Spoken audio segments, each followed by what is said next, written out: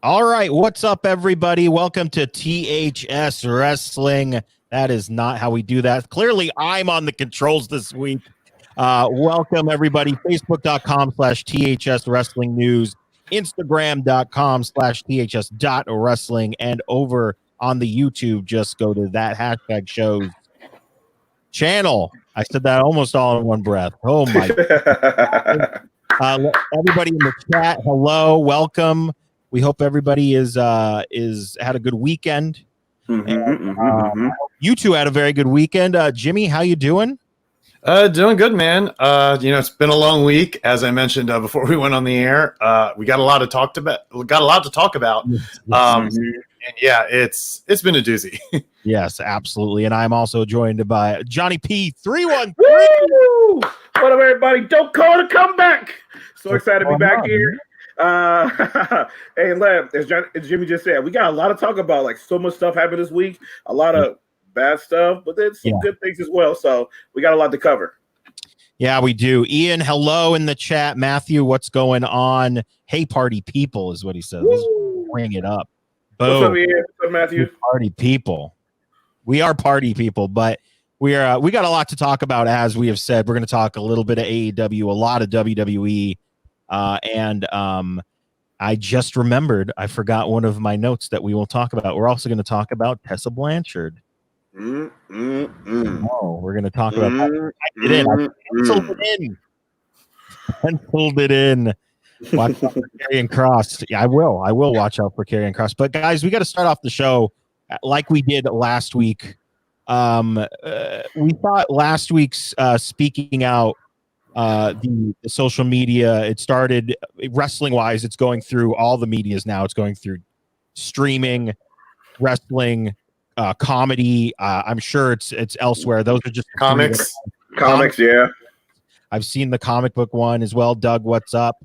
And it's just I think last week I said this is going to keep going, so we better get ready. And I don't think at least me personally, I was ready for the news that one of my favorite promotions, Chikara Pro Wrestling, was announcing that it was shutting down, and it's not for money reasons. It's not for any other reason that you could just say, well, it was a good run. It's because the owner and operator, Mike Quackenbush, a lot of stuff came out about him, and a lot of stuff came out about things that he allowed to happen on his watch to trainees.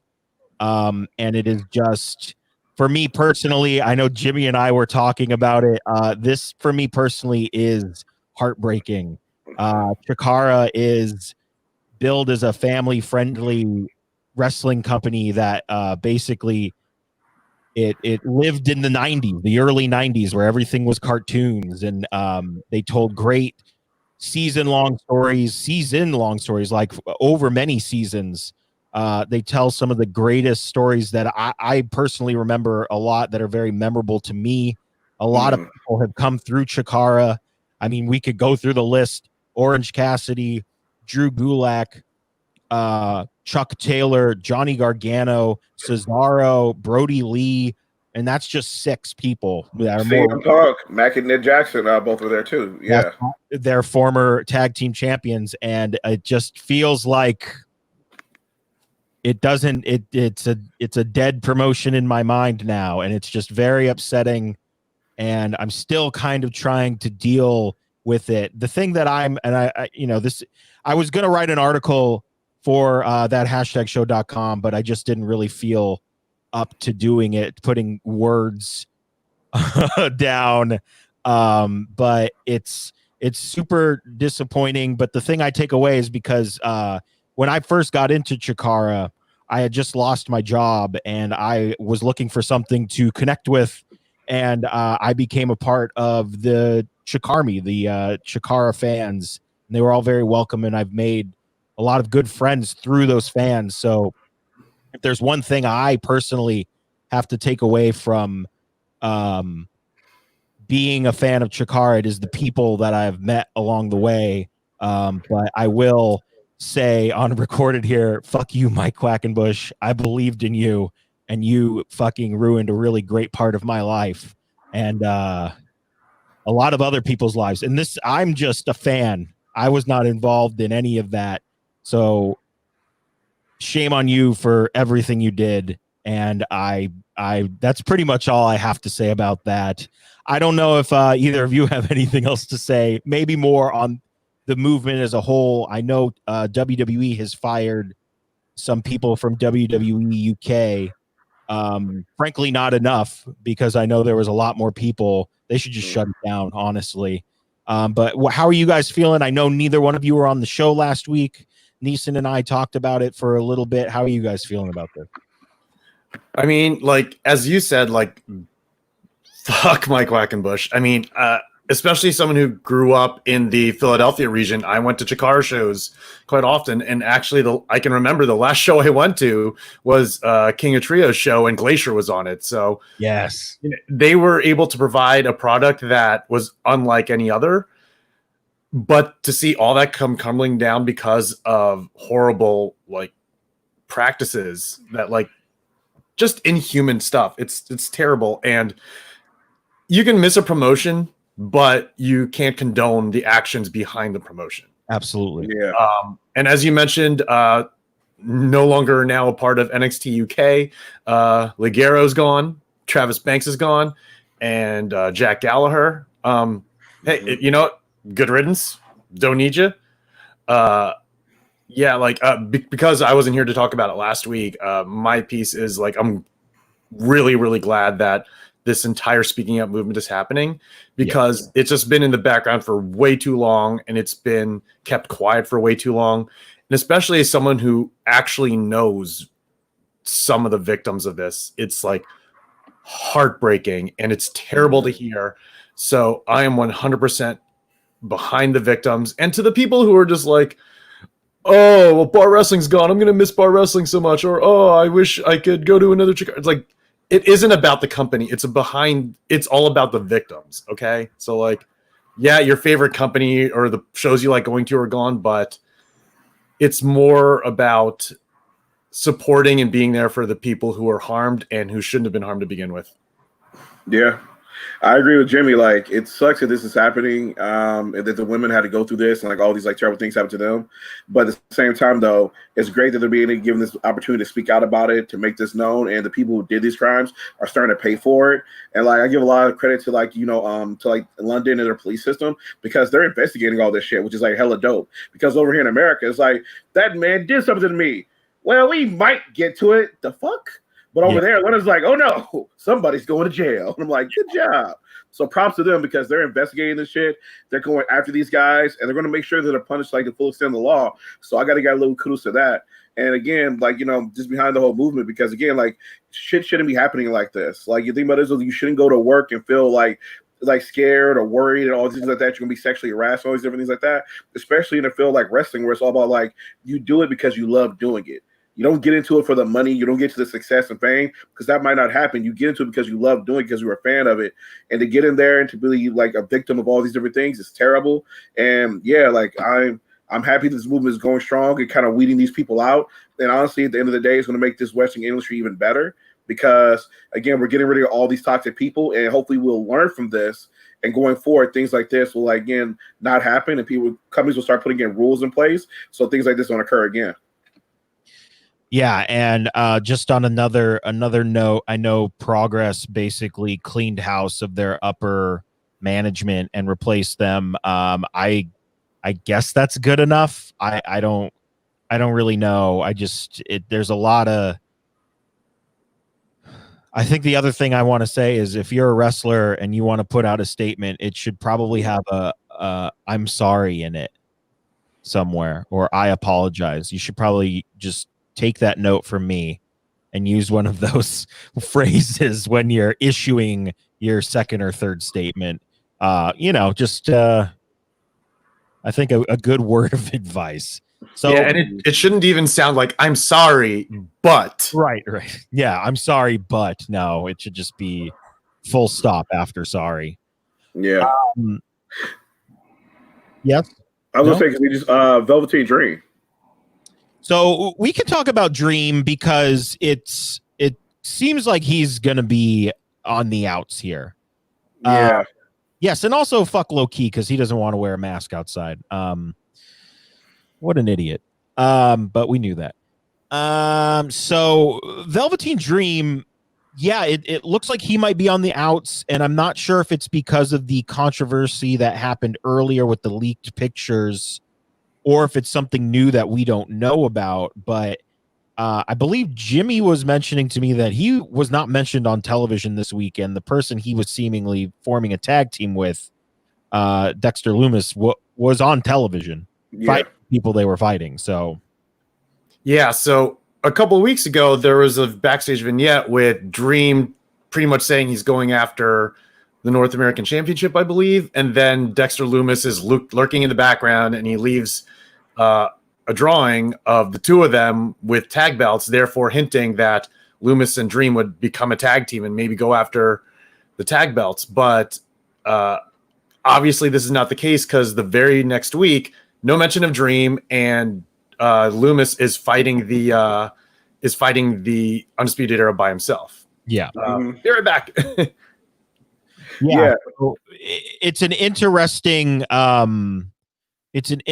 thing because no mention of him. We've heard he apparently also Ian mentions he was in a car accident yesterday, apparently. So I mean, not great. It doesn't seem like things are going well for him. Do you? I mean, we have if he is one of these people that have been spoken out about, and I mean, there are accounts that verify it, he has to go, no matter how much we enjoy him as a performer. He's got to go. Yeah.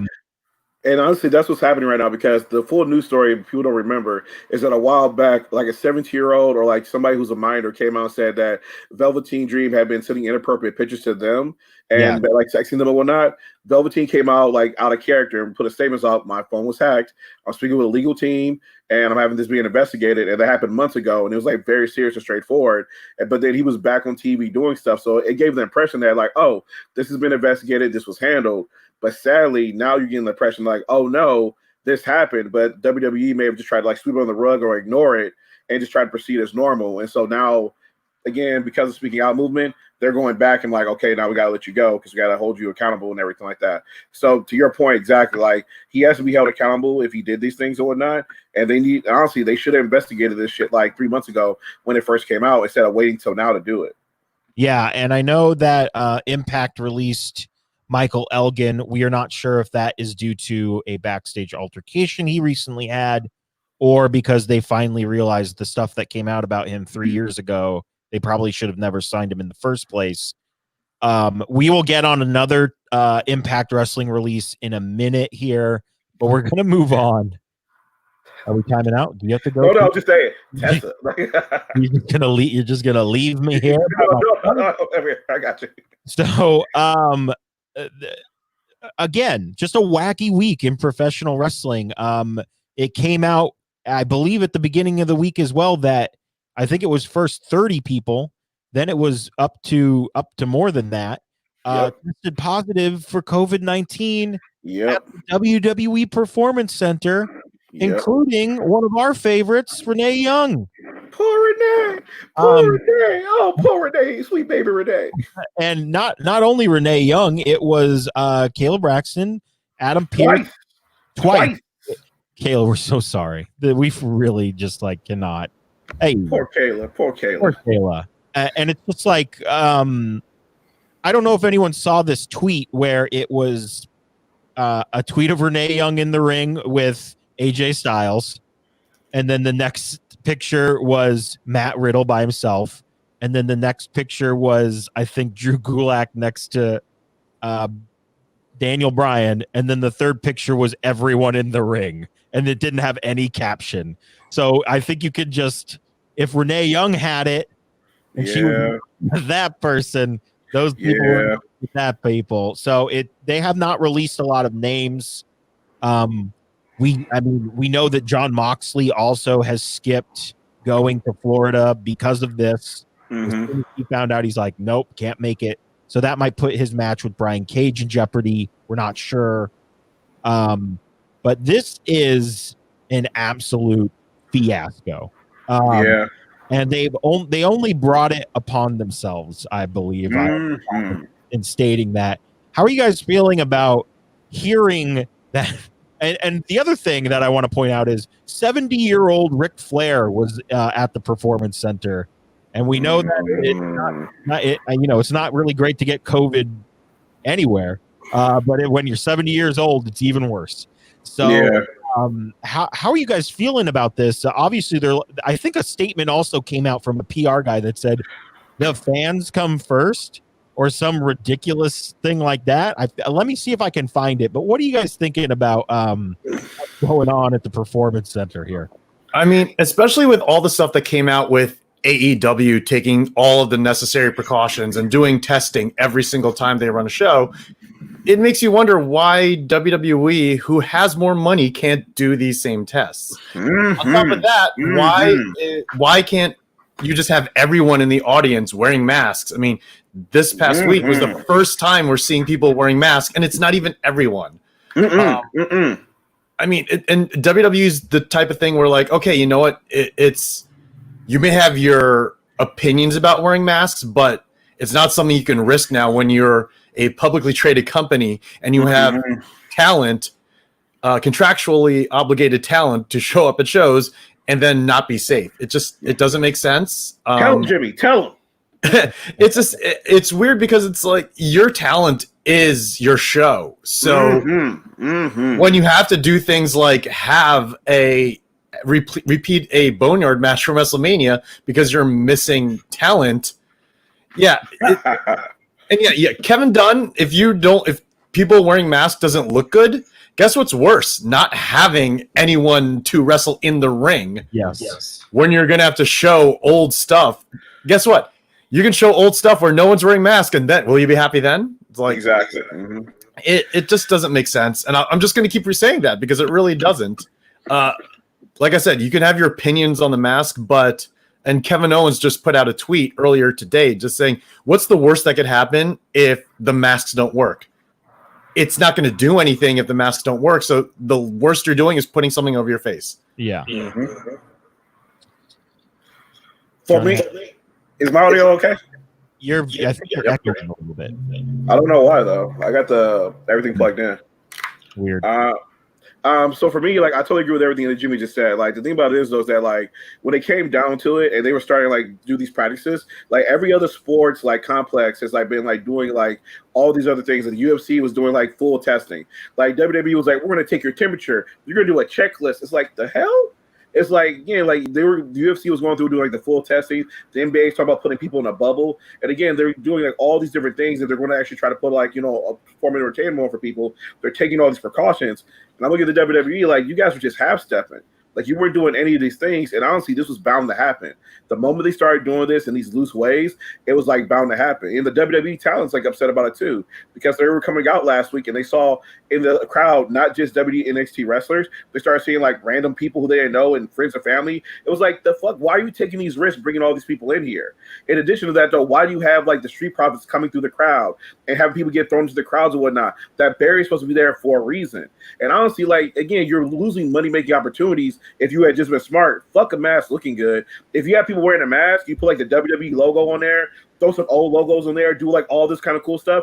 You could have been selling those masks like every other company is doing right now and promoting good health and safety and everything like that. That honestly could have been another money-making opportunity for you, but you left that on the table instead, again, to have those guys out there because it didn't look good. It's kind of sad, and I'm like, again, especially for those performers, those people are getting sick now because, again, like, kind of like you said, John, when they put that picture up and, like, all those people in the ring, like, it's going to be a worrisome next 2 weeks because, there's that 14-day cultivation period as we start to hear more and more people who are potentially going to get sick and have to, like, leave and everything like that. It's terrible. The funny thing is that WWE sells masks right now. What is that? They sell them. So number one, WWE sells these masks, and unlike other companies that are making masks right now, as of right now, all of the masks that WWE has on their shop site is going to a charity. So even if you feel bad about purchasing from WWE, at least these masks, the 100% of the proceeds are going to a charity. So, and there is only a handful of people wearing masks as someone mentioned, Jimmy Uso was wearing a mask, which is why he was facing away from the hard cam this week. Jey Uso. Then I believe during NXT, or I can't remember what other show, but I saw Xia Li and Boa and Kaden Carter wearing masks. So if a fraction of the talent can wear masks, why can't they all be made to wear masks? Mm-hmm. Exactly, yeah. I don't know. It is insane that they are making masks and they can't from their shipping center just ship one to the performance center. Just ship a box of them. What are we doing? Yeah. Also, huge props to the big dog of the World Wrestling Federation, Roman Reigns, for standing his ground and, staying home. Same with Sami Zayn, and same with I believe Kevin Owens is now just piecing out at home. Yeah, he's like, actually, he's been. I believe he's been out, out in the countryside of Tennessee, like going camping in a log cabin. And like I said, he put out a statement earlier today. Kevin Owens' wife actually lost her father. Oh no, father or grandfather due to COVID, and he basically, it's a very impassioned video. I suggest going to Kevin Owens' Twitter account to watch it. He's a great family guy. So, he takes everything into consideration, and he wants everyone to be careful just like he is. No, for sure. Condolences. I would say the other terrible thing too is like Renee Young. So apparently when her situation happened and everything like that, Neeson informed us of this, and shout out to the homie Neeson who's taking care of some stuff right now. Yeah. That apparently WWE did not reach out to her, like the big wigs up top, to wish her a speedy recovery when she was like bedridden and everything like that. They like going through all this stuff and everything. And so apparently she has an announcement that she's gonna be dropping coming this Wednesday. So I guess what do you guys think her announcement's gonna be? I know a lot of people are speculating that she's leaving, but I mean, the way the message is, and I didn't get a screenshot of it, but it says, "Hey y'all," with 2 exclamation points. "I'm so happy. I have a big fat announcement for everyone on Wednesday." So, I mean, and with one of the yummy emojis. I'm so old. Oh my god.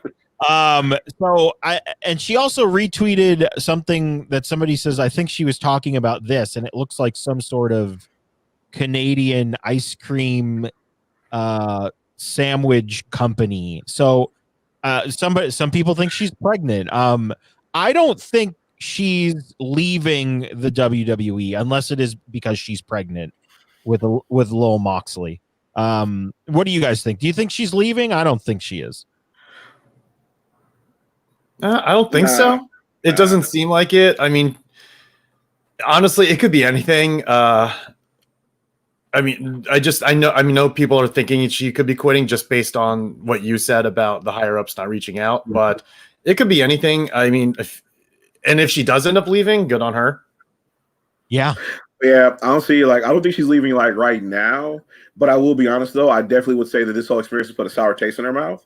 And Dean's at home right now, like, fuck those guys. I told you, baby. They ain't shit. I told you. That's why I left. You need to come too. Cody give you a job. Cody got plenty of jobs. And so think about this though, I think when her contract negotiations come up, she's gonna have some leverage, and she might be looking for a nice little raise, or she may be going somewhere else.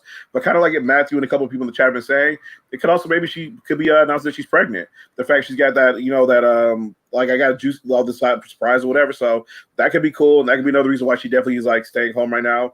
Aside from having COVID, but just may take some time off. And it could be why she's super pissed that she got COVID and no one checked on her. Yep. Because they knew she was pregnant, and now she has COVID, and they didn't give a shit. Par for the course with WWE. I'm not really sure, but I don't think she's leaving. But there was that time where ESPN was trying to poach her a while back. This was 2-3 years ago. So who knows? Maybe that came up again. But let's move on to Monday Night Raw, a show that was pretty good, if I do say so myself, as I try to find the button that I'm going to next. We had Charlotte Flair taking on Asuka for the WWE Raw Women's Championship. Yes. And Asuka Yes. made Charlotte tap out. And I believe this might be the first time or only a handful of times that I can remember Charlotte tapping out to anyone. Mm-hmm. This was major for a couple of reasons. You know, Charlotte was in a title match and she didn't win. Asuka made her tap. And at the aftermath of this is probably, and I hope Neeson is watching somewhere, it's going to be this match. We'll do in a second, but it seems as though Charlotte Flair will not be on WWE television until the Royal Rumble. She is apparently taking a long time off, and in the words of someone, Ian. Oh, hello, Ian. I give you the prayer. Give you the thank you. Thank you for saying what I was thinking. You're my new favorite person. But besides that, one James E. Cornette once said, and I know we don't like to quote him, but it is a good quote. How can we miss you if you never go away? What do you guys think about Charlotte taking, I think this is a little under 6 months off? For me, like, one, I'm excited about that win that Asuka got, because to be honest with you, when Io Shirai like won the belt and everything like that in the NXT Championship, that was dope. But the whole purpose of like Charlotte going down was to kind of help put other people over. And so the fact that she didn't like, take that pin for Io to kind of get that next step was kind of like, I remember you pointed this out a couple weeks ago. John was like, what was the whole point of her winning the NXT belt in the first place? Yeah. And so honestly, that's the thing about it. It was like, that's always been kind of a disappointment. It's like, what's the point of you being there, being this good if you're never putting somebody over? And so the fact that like this whole thing happened with Asuka here and Asuka got the clean win, even it's a little bit tainted because earlier in the night, Nia Jax attacked her or whatever, so people can kind of bring that up. But 2 years from now, nobody will remember that Nia Jax attack. We'll just look at what history was like. Oh, Asuka got the win. So I'm super excited. She got the tap out win at that. And honestly, it's dope for Asuka if she goes and continues this run. So I'm looking so forward to this. As for like Charlotte taking some time off, you said it perfectly. Like, we can't appreciate you till you're gone. So with her being gone, it'll give other talent a chance to step up. It gives her, honestly, time to recuperate. Because what I've always said for WWE athletes is that they need to kind of take more time off, because you look at like other sports organizations where they have seasons, they have time off so their bodies can rejuvenate, rest, and all these different things. So she needs time off to give her body a chance to heal. She go live her life, do some things or whatever. Then she'll come back like better than ever and ready to go. And so honestly, like, I'm super happy about this situation. And then as for Sasha, John, can you do the thing? I don't know. We got in trouble last time I did this, but I'll do it. I got it. Whoa! Oh Lord Jesus! WWE title. Lord Jesus, I was ready. I was talking about doing the boss, the blueprint, the gold standard thing for the Neeson does. I can't do that's Neeson's gimmick. I can't do it either. So yeah, what Neeson do the boss, the blueprint, the gold standard, all these different things. Like, to see her go up against Asuka and she can maybe possibly be Sasha two straps. Like, I'm like, dude, this is going to be hella dope. So, honestly, I'm loving the booking that they're doing right now. The women's division on Monday Night Raw is going in a good direction. What do you think, Jimmy? I think it's good that Charlotte's taking the break because she probably needs it. She's been on every show for everything for the past few months. And I think that my only real issue was that whole entire thing with Nia. Like, there's doing this whole entire injury angle, and then when Nia basically takes out her arm and whatnot, Charlotte is doing like the worst job selling it. It's like, you're supposed to be out for months and you're just like, oh, I'm minorly inconvenienced. Oh, it's almost like you can't sell and it was overrated. Good points there. Good points there from the chat. Good points. But what do we think, Jimmy, of possibly having a 2-woman power trip with Sasha collecting another strap here? I mean, yeah, I believe they've retweeted images of their faces photoshopped over Triple H and Austin. I think it would be great because then it looks like, the two of them are this unstoppable force in the women's division. And with them having all the belts, it gives them a chance to feud with all these other women instead of having all these separate feuds. Yeah. So I think it's really good for the women's division right now, and especially the fact when you do this, you have the ability already to have Sasha and Bayley on every show. So it's almost like the two of them are now taking over what Charlotte has been doing, which means we're going to get better matches now. So I'm really glad it's going to happen. And it's even more, it's like adding more fuel to the fire of the feud that we know is going to happen down the line between Bayley and Sasha. So there's a lot of dynamics going on with them having 3 belts. And not only that, though, but the other dope thing about it, too, though, is like, again, I've always told you guys, my saddest thing is that we never get to see the completion of that power trip storyline. So to see it done here would be excellent. But in addition to that, though, again, when I say the women's division on Raw, they're doing a little bit of building that I'm not sure everybody picked up on. It's after Liz lost that match to Natty. So after she lost that match or whatever, she went backstage, and who was there to greet her? But Ruby Riott. And not trying to, like, feud with her, but trying to talk to her. It was like, oh, shit. Could the former the Riot Squad be coming back together? And then if Sasha ends up getting that belt, who's a new face, a two-team women team that could go at them and be a nice storyline for the summer and everything like that? A new form of the Riot Squad with Ruby Wyatt and Liv Morgan. So I'm totally on board for that. So honestly, like, I think they're doing some really good building right now and some long-form storytelling leading to this eventual breakup. And honestly, like, if they keep going like this, I'll be totally happy when people say that they're thinking about doing the breakup like a Survivor Series or whatnot, because now SummerSlam seems too soon. Now I'm like, shit, 2 months. Like, damn, I kind of want to see what you can go with this. And then we haven't even talked about what's happening on NXT right now with Rhea Ripley might be joining the Roderick Strong brand or whatever. If that actually happens, they become like a stable or whatever. So, like, there's so much potential with what's happening out there right now. And as Jimmy pointed out, the best part about this, though, the belts can go to every brand. So we can see them go to all these different places. So we can see a lot of cool stuff. Absolutely. Very exciting stuff. The women's division in WWE, very exciting stuff, which is something we have not been able to say at all times, which I love saying it. Hey, remember when that SmackDown pay-per-view had 3 women's matches on it way back in the day? That was amazing. That was a good time. That was so great. I went, we're doing it. There's more than one women's storyline. I can't believe it. There's 3 of them.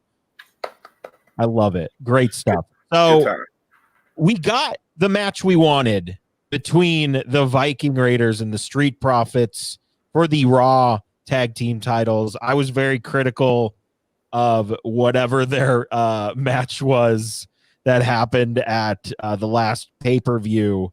But this is what we wanted. This was the match we wanted. In the words of Dave Bautista, give me what I want. And this is what we want. Johnny, how are you feeling about the match? How do you feel about the outcome as well?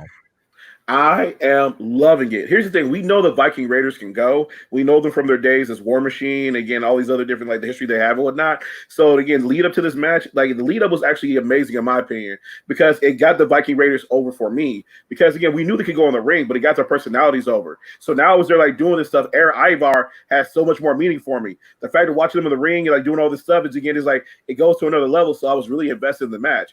2, the match was actually really well worked too. There's a lot of great spots and a lot of great segments, them doing each other's moves, everyone doing cartwheels. It's a lot of fun, but it also does the main thing of getting the Street Profits over as a legitimate tag team. They're not just, again, like, you know, comics or whatever and cool faces, but they can also like tag and put in the work because those 2 guys are athletic as hell.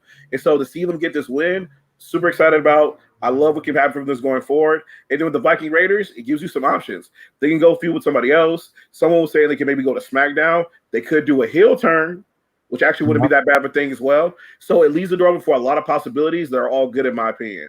And then on top of that, though, well, I'll wait and let Jimmy go. Then we'll talk about like who their next opponents are going to be. Yes, absolutely. Jimmy, what do you think? Does this kind of solidifies Street Profits in my eyes as a legitimate title holder? I mean, I honestly think this match and the style of match should have happened a long time ago between these two. I guess, you know, because of the pandemic and everything, the, you know, whatever you can do, we can do better thing was just to prolong it as long as possible and try to, as you said, Johnny, like bring out the personalities. But that it didn't need to be as long, and we certainly didn't need whatever that was at Backlash. I still love it. They're a ninja. They're a ninja. I have so many mixed feelings. But you know, I'm glad that it culminated in this. It probably could have happened at a pay-per-view, but with it being Raw, you get more eyes on it, and I think they ended it properly. So with that feud ending, we look towards the future for the Street Profits, and we might have some new challengers afoot in the team of Andrade and Angel Garza with Zelina Vega. I love this faction. I think it's great. I think putting them against a great tag team is also a great. This is just great. I really enjoy this. What say you guys? I love it for a few different reasons. Because one, they were hinting that Andrade and Angel were going to feud together, which was like, bro, I don't want to see that. I've seen enough matches like that this whole year, which is cool. We know they can go, but I want to see them work together to beat other people and do some other storylines outside of them just wrestling each other all the time. Them going against the Street Profits will be a great example of strength versus agility, which could lead some really entertaining matches to some really dope spots. Furthermore, again, with their whole charisma and everything like that with the Street Profits, it could help get elevate Angel and Andrade as well, and Zelina and Vega going back and forth with the mic with these guys could be really fun, entertaining. So this could lead to a lot of great segments and great matches. So honestly, I'm really excited for it. I think it's a really great idea. And again, I just don't want to see Andrade and Angel broken up so soon. I need them to go for a while as an actual stable, because I think it can really be beneficial to all of them. So I'm looking forward to it. I'm really excited about it. I think it's going to be dope as hell. Yeah, I have to agree, because I feel like for as long as we saw these vignettes between the Viking Raiders and the Profits, now we're just going to get a series of matches with these two teams that, people are going to be clamoring to see. And, this is just this is one team. I expect additional feuds with people like Murphy and Austin Theory. Austin Theory. Is he possibly listed as well? Okay. Oh yeah, does not look good for him. I can't keep track anymore. There's a lot to keep track of, but yeah, he might be. Doesn't sound great. I'll just tell you that much. Well, regardless, we're gonna get a fresh feud going, and hopefully this can go a little while, but not as long as the contest between the Raiders and Profits. But I'm looking forward to it. This is a good question. Where is Bianca? Did she get hurt? I've honestly been wondering this myself, because they haven't even they stopped running vignettes as well. So I'm not entirely sure what happened with that either. That's very interesting. Yeah, where is? I mean, also on top of that, we haven't seen Shayna in a while either. I was just somebody in the chat, I think, mentioned her, and I went, "Yeah, where has she been as well?" So I mean, I'm wondering if it could be, if it's injuries, if it's COVID concerns. It could be anything right now. I did read somewhere, I don't know how true it is, that Shayna was just unhappy with the direction the women's division is going. So hopefully with the changes that's happening now, if that rumor is true, then hopefully what's happening now will change her mind about where things are going. Yeah, I gotta be honest with you. The biggest thing, when there was a whole leadership change with who's running, the storylines now, was the fact that Shayna was a Paul Heyman girl or whatever. And the thing about this was that Shayna Blazer's fucking dope. I give her all the respect in the world. She has grown from an MMA fighter to a legit wrestling personality and phenom. She knows how to work the ring now. She knows how to sell. She knows how to do the moves and tell the story in the ring. She's a total package now. So more so than Ronda Rousey was. And so the thing about it is that I'm disappointed not to see her there and not be utilized, because she's just so fucking dope. Hopefully we see her come out maybe in the next couple of weeks, and again, maybe the challenge Oscar or later on or something like that. But hopefully she gets involved in this whole title picture later on. Her and Bianca Belair. Well, Bianca, I think she might be staying home because she's got kids. Her and her husband both have kids at home and whatnot. And so if the performance centers become this hotbed of bacteria now, this petri dish in a way, it's I ain't going to fucking work. So I wouldn't be surprised if she's just staying home until they start doing proper testing and figure everything out. Yeah, because I still think if you are employed by WWE and you don't want to go to work, that's still a thing that they are letting you do. Hopefully, I'm sure they'll change that though. With the exception of Sammy. yes, with the exception of Sammy. So up next, let's head on over to NXT, and I found this very puzzling that this kind of seemed like a by the way thing for next week's NXT. Just in my opinion, I mean, AEW's been hyping up Fyter Fest for weeks, for months, and all of a sudden WWE's like, oh, by the way, the Great American Bash is next week. See you guys then. What do we think of kind of just giving next week's event a name with barely any buildup? I know we do have, yes. Oh no, I was saying, go ahead, Jimmy.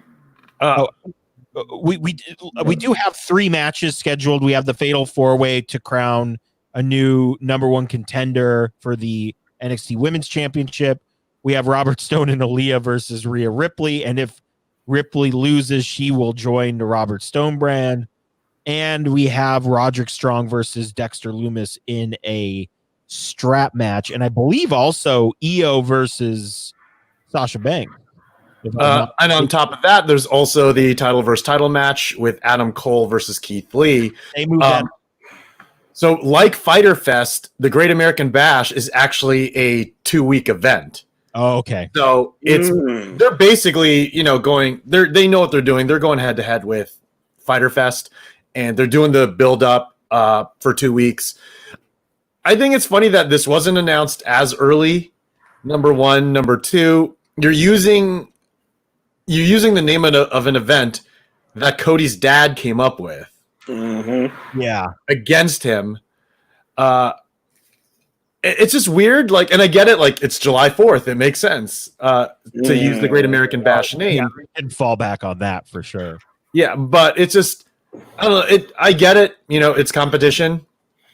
It's just weird that to use the Great American Bash as your event going head to head with AEW when it's a Rhodes thing. Yeah, I totally agree with you. Like, after CM Punk's firing where he got his papers on his wedding day, I do not put anything past WWE of putting salt in people's wounds. So the fact they're doing this to like kind of maybe spite Cody would not doubt it at all. And I also totally agree. It feels like hella last minute. It feels like they should have been sure to build it, because I give them credit with In Your House. They did a great job of building that up, like getting us all excited for it leading up to this. This feels just really last minute and rush. It's like, oh, we need to figure out something to go with Fyter Fest. Oh, wait, we have to deal with all the sexual assault as well as the Petri Dish studio and blah, blah, blah. So it's like, oh, that's Great American Bash, something like that. So it feels very last minute and very rushed. But aside from that, though, the matches that will be occurring there, I'm actually looking forward to. Oh, yeah. I'm looking forward to all these matches. Like NXT can do no wrong. Like, I have to give a lot of credit to like this week's triple threat match. Like, honestly, going into it, I had no idea who would win this, because it could have gone either way and been a really great storyline either way. So Keith Lee retaining was great. Finn Balor winning it would have been dope. Johnny Gargano getting it would have been amazing. And then going to get for the 2 belts or whatever, like literally every single possibility made sense. So it was actually a match we had no idea was going to win. And I give the guys a lot of credit. They put on an amazing match. Like, to be one giant guy with like 2 smaller guys, they still managed to make it work, tell a great story. The ring work was on point. And again, the dope part about it is that Keith Lee got to work with 2 of the best in the world and show that he can like hold his ground, and it made him better at the same time. So all in all, like, I'm loving this match. I'm super looking forward to Keith Lee versus Adam Cole, because again, I don't know who will win that, because Keith Lee could lose it and then he can maybe like try to get it back or maybe go to the main roster, because people in the main roster are really feeling him right now, because Vince loves the beef. And so that could totally be a possibility or whatever. But again, Adam Cole can win and have like his own power trip going on down there. And then who does he lose it to? Does he lose it to like one of the faces? Does he lose it to Roderick Strong? And then we see an Undisputed Era like infighting and stuff like that. It just has so many possibilities. So I give a lot of credit. NXT is like set up some dope stuff right now. Monday and Wednesday nights are great. Yeah. I'm really looking forward to the Bash, and especially like one thing that I really like right now going on is they're prolonging the whole Karrion Kross going after the title. Yes. Especially Adam Cole. Like, he's a direct threat, and then he just backs off a bit. So it's like they're not cooling it down. They're letting it simmer. Yeah. Absolutely. So I know we're kind of looking ahead to Cole, Keith Lee, and I know, Johnny, you said you don't know who would win that match, but if you had to, I mean, this is a thought right here. Yep. I agree. Mm-hmm. It would make sense that Adam Cole would now. The only thing I don't want to happen is I can't deal with a BS non-finish. Which is, I'm afraid that's going to happen. It just seems too obvious that it's going to happen. Yeah. I hope it doesn't. Like, honestly, that's what the first thing went in my mind was a non-finish.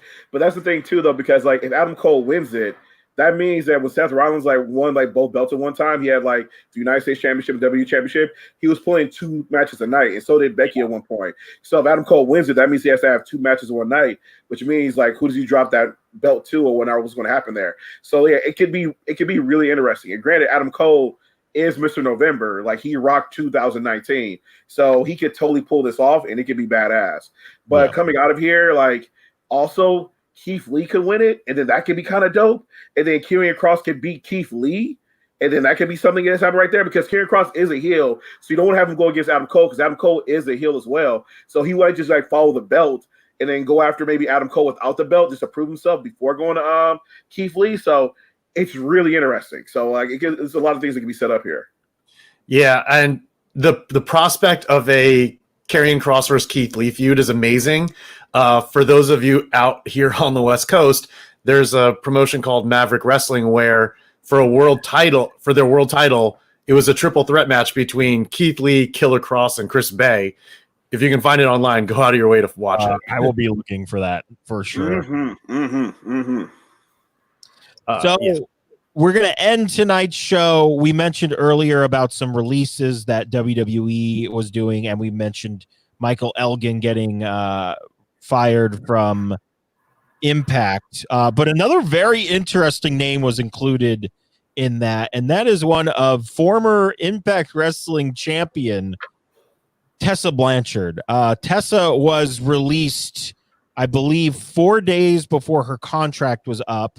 Now, what they said was because they asked her to do promos and to come to tapings, and she said she couldn't because if she left Mexico, they wouldn't let her back in. So I think Impact kind of took that as a bullshit excuse. She was also the champion, so they just said, your contract's up in 4 days, just you're fired. We don't want to deal with you anymore. So I guess I have a 2-part question. Was this a smart move on Impact's part? This is not the first time they've fired someone who has been a world champion in their company. I think it was Alberto Del Rio. I could be wrong. What do we think of Impact releasing her early? And I guess the question on everybody's mind, I know we don't really care because she seems like not a great person. Where do we think Tessa Blanchard ends up? So I think that so you said that she was asked to come into the to do the recordings. I don't know how much that's true. What I heard was that they asked her to at least shoot something like a promo or a vignette and then send it to them so they could at least air it on their programming, and she refused to do it. So if that's the case, it's like, how could you just not at least do that? Yeah. You represent the company, like the company backed you even when you won the world title amongst controversy, and you can't even record yourself on your phone to send a promo and then email it to them. Yeah. To me, that seems crazy, but maybe, just an assumption. Maybe she wanted an out. Maybe she just wasn't in it anymore, especially with what's going on right now. Yeah. I honestly have no idea where she can end up because she just seems too controversial. And unfortunately, this seems to be not an ongoing thing, but it's happened quite a bit with Impact's world champions. I mean, you mentioned Del Rio. Then there was the whole thing with Austin Aries just leaving the pay-per-view after taking a pin and just like, he was basically like, fuck it. It's like, and they're losing a lot of their talent now. And even if it doesn't have to do with the speaking out movement, these people just feel like they're not being utilized, and they're not, like some people are being utilized fairly well, such as Chris Bay and Willie Mack. But right now, it's like no one really feels safe in Impact. Yeah. For me, like I'm still upset about the controversy that happened like a while back and everything like that. And then I don't really feel like there was a resolution to that because it just kind of felt like fucked up. So in a way, I'm kind of like, damn, it took y'all long enough. So where did she go next? Honestly, I hope she doesn't show up in WWE, but they do have a tendency of rehiring racists. So you never know. So what's up, Terry? So the thing about it is though is that like I'm not really sure like what's going to happen with that, but hopefully they'll use this like as a learning, like learn from this going forward as far as like who do they choose to put their belts on or whatnot, and hopefully somebody who's going to be responsible and help elevate the company versus actually do a detriment to it. It's a very interesting time for her to become a free agent because I feel like if everything that wasn't happening right now, like the speaking out, COVID, all that stuff, I feel like we would hear everybody's interested in. But now that the wrestling world is under a microscope more so than it has been, even though it should have been. Like, I mean, you talk about, dude, they gave her the world title live that night. like they don't give a fuck. Which is bad. And I can see her getting signed somewhere. I mean, her dad works for AEW, but I think if anything, I think it would be AEW, which would be just a nightmare for them. I don't think it'd be a good idea. No matter what kind of performer she is, because she is a very good performer, but also she's racist. So, and she seems like a bit of a problem. So maybe she should just chill down in Mexico and maybe just fuck off there for the rest of their life. Yeah, because apparently, like you said, she's. They say that she's really toxic to work with in the locker room as well. She rubs a lot of people the wrong way. That's what I hear, and then I also hear like, oh, she's great in the locker room, but I hear more of the she's not great in the locker room than the other thing. I mean, I assume if I had to pick, I'd say AEW. That would bolster their women's division a lot. Not that I want it to be her that bolsters it. They should sign Thunder Rosa instead. How about that? What a great segue, because coming up this week on MMM show on Mask Mats and Mayhem, we have an interview with Thunder Rosa herself. So I didn't even know that. That's that unknowing segue. But yeah, if you want to check it out, you can follow MMM show, the Mask Mats and Mayhem show, at right here on Instagram and Twitter. And the show will be out on Tuesday. And for those who don't know, Mask Mats and Mayhem, we were primarily a Lucha Underground podcast, but we talk about other stuff similar to here. But we're also going back and rewatching old episodes and reviewing those as well. So tune in Tuesday for our interview with Thunder Rosa. My goodness. I think that's just fine to end the show on, Jimmy, if you want to get the rest of the plugs out too. Wow, what a segue. I didn't even know. You're too good at this. You're too good at this, John. You're just doing it naturally now. Yeah.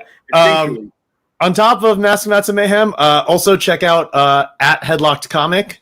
They're in the middle of their Kickstarter for their new campaign. They're doing a lot of cool short stories with MVP, Dexter Loomis, all the a bunch of other names that I can't even think of right now. I think even the Lucha Bros. But yeah, so check out their Kickstarter at Headlocked Comic. And support them. Johnny, what you got? As always, for those who went ahead and download the Black Man's Guide, you can see it right above me right there. Thank you. We raised over $1,200 for the NWC Legal Defense Fund, so thank you to everybody supported. But as always, you can find my other books on Gumroad at Johnny P313, and you can also find my Patreon, Johnny P313, and go support me there as a writer to see my comics and works and everything like that. I got some cool stuff going up for there. And as always, thanks for coming. Appreciate you for being here with us. Absolutely. You can find me. My handle is, oh boy, I did it wrong. It's right there. JP Thrice on Instagram and Twitter. I have a somewhat weekly wrestling podcast called Tornado Tag Radio. Tornado Tag. We basically watch AEW. Dude, I don't know. I don't know if you guys saw independent pro wrestling, the IW.TV. They put up a lot of battle arts stuff. I don't know if you've heard of battle arts before. I'm pretty excited, and I might make my co-host Marianne watch it. So we'll see about that. That's one of our other gimmicks is I make her watch 70s and 80s wrestling, and then we talk about it. It's a good time. You can find it on Stitcher, Spotify, iTunes. And I have a bunch of other podcasts over at notlg.com. Oh, good show, guys. We did good work. I feel like we did good work today. Thanks for coming to be a guest with us, Jimmy. Yes, of course. Always glad to be on. Miss you, Niece. Come back soon. Yes, Neeson. We hope you're having a good time doing your thing. Everybody in the chat, thank you. Chat was live tonight, that's for sure. Everybody, thank you so much. And you can find us facebook.com/THS Wrestling News, Instagram.com/THS.Wrestling, and most importantly, that #show.com for everything trending in geek pop culture. And we'll see you guys next week.